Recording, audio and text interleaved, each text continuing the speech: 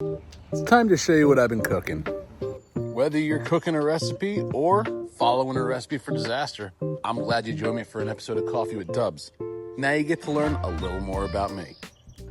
A lot of people ask me how I balance everything. The art, the book, work, the family. The truth is, I don't.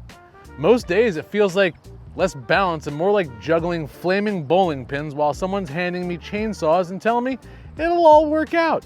And that's life, isn't it?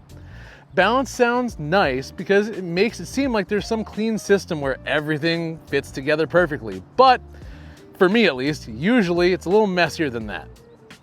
Most days I'm carrying pieces of all of it, just trying to make sure that nothing important hits the ground. Right now, a big part of that life is me working as a DSP. If you're unfamiliar with that world, it means working with individuals across a wide range of needs, communication styles, and care requirements. Every day is different, every person is different, and that kind of work changes the way you look at people if you let it. It teaches patience, but more than that, it teaches observation. You start learning how much people communicate without saying anything at all. A lot of people ask me how I balance everything. The art, the book, work, the family. The truth is, I don't. Most days it feels like less balance and more like juggling flaming bowling pins while someone's handing me chainsaws and telling me it'll all work out. And that's life, isn't it? Balance sounds nice because it makes it seem like there's some clean system where everything fits together perfectly. But for me at least, usually it's a little messier than that. That's been one of the strongest connections between my work and Bolt Voltage. In the first book, Bolt doesn't really speak. He communicates through symbols on his chest, and when I created that, honestly, I thought it was just a unique creative angle. Looking back now, I realize it was more than that.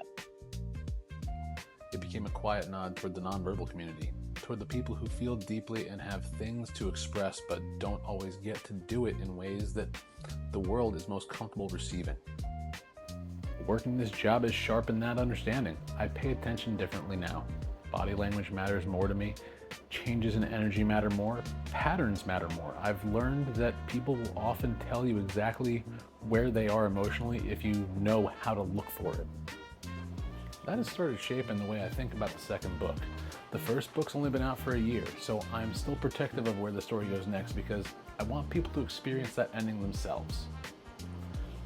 But I know I want to continue from that point, probably like a little further ahead in time, after some changes had some time to settle in the room.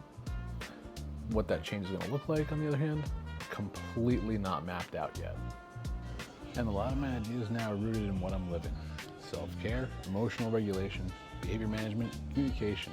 These aren't abstract ideas anymore to me. I'm seeing them play out in real time. Every day through the people I work with, and honestly, through myself too.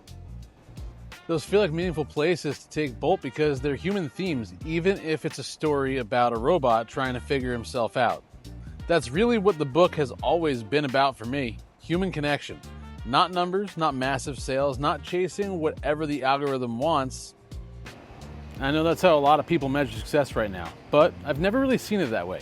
For me, success has been slower, more personal. It's selling 1 or 2 books at a time. It's meeting somebody face to face, hearing what they connected with, and knowing that the story landed where it needed to.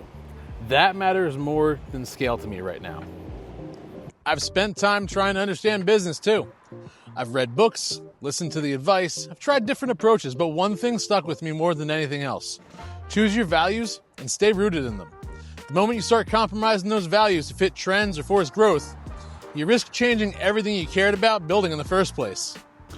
That's where I'm at these days. Still building, still learning, still trying to connect the dots between the work I do, the art I create, and the kind of impact I want to leave behind. It's not loud, it's not flashy, but it feels honest. And right now, honesty feels like a pretty solid foundation to build on. So if you're building something too, whether it's a business, a story, or a better version of yourself, make sure it still feels like yours when you're standing in it. Otherwise, what was the point of building it in the first place anyway? And I'll catch you on the next pour of Coffee with Dubs. I'm out.